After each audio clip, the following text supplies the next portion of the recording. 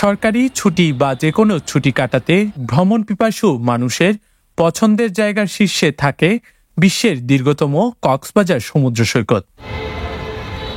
কক্সবাজারে পর্যটকের সংখ্যা ও আয়তনের সঙ্গে পাল্লা দিয়ে বাড়ছে গাড়ির সংখ্যা। দিনকে দিন পরিবহনের সংখ্যা বাড়ায় স্বাভাবিক ধারণ ক্ষমতা হারিয়েছে কক্সবাজারের টার্মিনাল ছাড়া কাগজে কলমে পার্কিং ব্যবস্থা থাকার কথা থাকলেও বাস্তবে তা নেই। হাতে গোনা যে কয়েক জায়গায় আছে তা প্রয়োজনের তুলনায় অপ্রতুল। তাই শহরের বিভিন্ন সড়ক ও অলিগলিতে যত্রতত্র গাড়ি পার্কিং করে রাখা হয়, যে কারণে বাড়ছে যানজটও। বাস চালকদের তথ্যমতে কক্সবাজার শহরে যানজটের জন্য যত্রতত্র গাড়ি পার্কিং ও টার্মিনালের ধারণ ক্ষমতা কমের কারণেই দায়ী। এই কারণে কলাতলী মোড় থেকে সুগন্ধা পয়েন্ট এবং জেল গেট থেকে সড়ক বিভাগের রেস্ট হাউস পর্যন্ত পুরো নগরীতেই সড়কে চলছে চরম বিশৃঙ্খলা ও নৈরাজ্য। চালকরা বলছেন টার্মিনালে কোনো বাস রাখা যাচ্ছে না, সেখানে পুরনো কিছু বাস রেখে আটকে রাখা হয়েছে, যে কারণে বাধ্য হয়ে সড়কের ওপর তারা বাস পার্কিং করছেন। এতে শহরে যানজট সৃষ্টি হয়, আছে দুর্ঘটনার ঝুঁকিও। এখন কক্সবাজার হচ্ছে যে এমন একটা জায়গা, দেশের 64 জেলার গাড়ি এখানে আসে। এখন পার্কিং আছে 4টা 5টা, তাহলে এগুলা দিয়ে তো হয় না। এগুলার ভিতরে গাড়ি রাখার পরও আরও বাহিরে অনেক গাড়ি থাকে, যেমন রাস্তায় বা বিভিন্ন পার্কিংয়ের সামনে বা বিভিন্ন গ্যারেজের সামনে।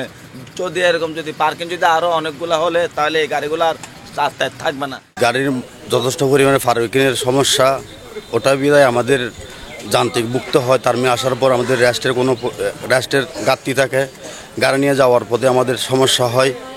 আমরা অনেক সমস্যার মধ্যে আছি। আমরা আরও বড় ধরনের টার্মিনাল চাই, আমাদের নিরাপত্তা চাই। রাস্তায় উপরে গাড়ি রাখলে আমরা ধুইতে পারি না, তারপরে মনে করেন থুয়ে যাইতে পারি না, চোরা এসে ভিতর দিকে অনেক কিছু নিয়ে যায়। এটার জন্য আমাদের অনেক বোরিং একটা মনে করেন রাস্তায় রেখে গেলাম, একটা অটো এসে লাগাই দিল, তো এটার জন্য অনেক সমস্যা হয়। কালকে একটা লাইট ভেঙে দিয়ে চলে গেছে আমাদের পিছে, তো এটা আমরা অটো ধরতে পারিনি, কারণ আমরা রাস্তায় থুয়ে গেছি, ও লাগাই দিয়ে চলে গেছে, আমি খেয়াল করতে পারিনি। কষ্টটা হয় আমাদের যখন বাজারগুলো চাপ পড়ে, তখন আপনাকে দেখা যায় থাকা গাড়ি রাখার মতো প্লেস থাকে না, তখন দেখা যায় এদিক সেদিক রাস্তাঘাটে কিনাছে সাইডে সুইডে রাখতে হয়। এটা আসলে আমরা বিভিন্ন দূর থেকে অনেক দূর দূরান্ত থেকে আমরা গাড়ি চালায় আসি, এখানে এসে যে আমরা একটু বসবো একটু বিশ্রাম করবো এই পরিস্থিতি এখানে টার্মিনাল মানে পাচ্ছি না। এখানে মনে করেন আমাদের গাড়ির তুলনায় পার্কিংটা অনেক ছোট। হ্যাঁ, যানজট সৃষ্টি হয় না। মনে করেন একটা গাড়ি এই যে রাস্তায় এই যে একটু পরে রাস্তায় ব্লক হয়ে গেলে পরে একটা গাড়ি মনে করেন ওভারটেক করতে অনেক সমস্যা হয়ে যায়। রাস্তা তো শর্ট, এইদিকে বুঝতে হবে।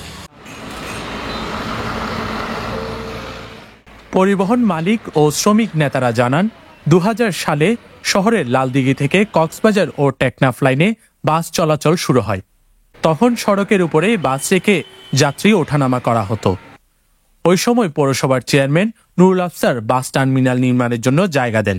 তখন গাড়ির সংখ্যা বেশি ছিল না। এখন গাড়ির সংখ্যা বাড়ার কারণে স্বাভাবিক ধারণ ক্ষমতা হারিয়েছে, তাই বাধ্য হয়ে চালকরা সড়কের উপর পার্কিং করছে। আসলে আমরা যখন 2000 সালে লাড়িগির পারে ছিলাম, তখন মেয়র ছিল আফসার চেয়ারম্যান। উনি আমাদেরকে অনেক অনুরোধের মাধ্যমে একটা নিরাপত্তা স্থান দিয়েছে। এই লারপাড়াতে একটা টার্মিনাল পেয়েছিলাম, তখন গাড়ি ছিল আমাদের ছোটো গাড়ি 2000 সালে। এখন 2000 সালের পরে 2024 সাল হয়ে গেছে, আমাদের টার্মিনালটা পরিবর্তন করা হয় নাই। কক্সবাজারে যে বারবার বলে একটা টার্মিনাল করবে, মিনি টার্মিনাল করবে বা বড় একটা টার্মিনাল করবে, কিন্তু এটা বলা হয়, করা হয় নাই। পার্কিং সংগ্রহের জন্য হয়েছে যে জায়গায় পার্কিং করে ওই জায়গাগুলো হলো সরকারি জায়গা। ওই সরকারি জায়গায় যখন একটা বাহককে দিয়া 1000 টাকা করে পার্কিং চার্জ নেওয়া হয়, 800 টাকা করে পার্কিং চার্জ নেওয়া হয়, যার কারণে টার্মিনালে গাড়ি লাগলে কোনো টাকা দিতে হয় না, যার কারণে টার্মিনালটা বড় হয় না। যারা চক্রান্ত এই টার্মিনালগুলো আছে তাদেরকেও আইনের আওতায় আনার জন্য আমি অনুরোধ করি। সাধারণ মানুষ বলছে, পার্কিং ব্যবস্থা না থাকায় যত্রতত্র গাড়ি পার্কিং এর ফলে সৌন্দর্য হারাচ্ছে কক্সবাজার।